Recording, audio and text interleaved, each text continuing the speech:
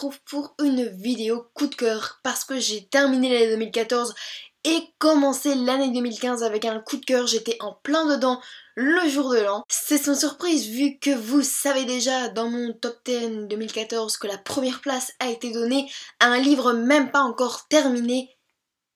Et il s'agit des Larmes rouges de Giorgia Caldera.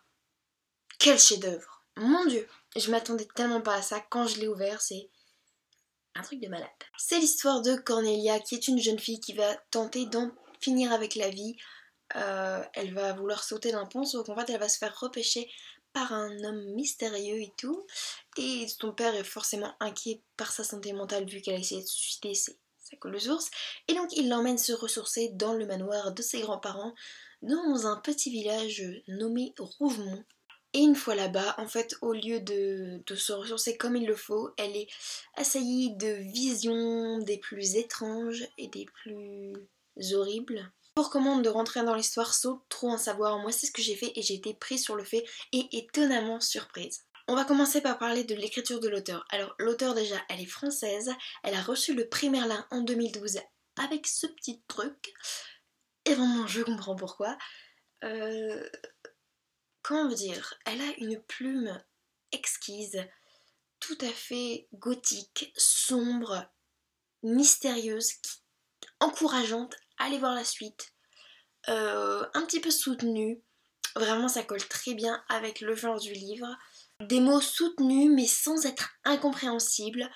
Vraiment quelque chose de très, très élégant. Dans son écriture, il y a une certaine élégance que j'ai énormément appréciée.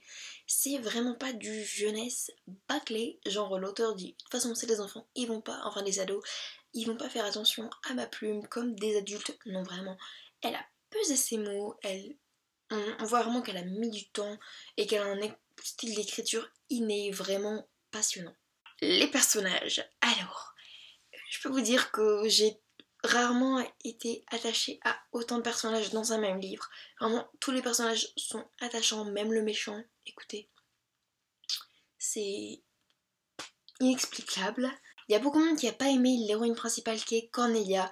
Et justement, j'ai l'impression que c'est une petite blague de l'auteur. Parce qu'en fait, elle disait dans le livre qu'elle n'était pas très appréciée par les humains en général. Et vu qu'on est des humains et qu'on lit le livre, et ben on se dit qu'on l'aime pas et tout. Enfin, je sais pas comment vous expliquer. C'est une petite blague de l'auteur, enfin moi j'ai vu ça comme ça, mais bon, après. Mais moi j'ai vraiment trouvé le personnage de Cornelia fabuleux, spontané, elle est naïve, elle est belle, elle est attachante. Henri également qui est juste à tomber par terre, c'est un personnage masculin vraiment qui va en faire tomber plus d'une, moi je dis. Après, c'est mon avis. Ensuite, tous les personnages, il y a le père de Cornelia qui fait bien son rôle, et je le trouvais très bien. La boss, enfin la Nathalie, je crois qu'elle s'appelait. Voilà, tous les personnages, qu'ils soient secondaires ou principaux, étaient vraiment d'une richesse inouïe. C'est pas un roman où il y a à la base vraiment beaucoup d'action, et c'est pas pour autant que je me suis ennuyée en fait. Il y a tout en fait dans ce roman. Il y a des moments où on a peur, il y a des moments où on a envie de savoir la suite, il y a des moments d'amour, il y a des moments de tristesse. C'est vraiment un mélange d'une perfection absolue.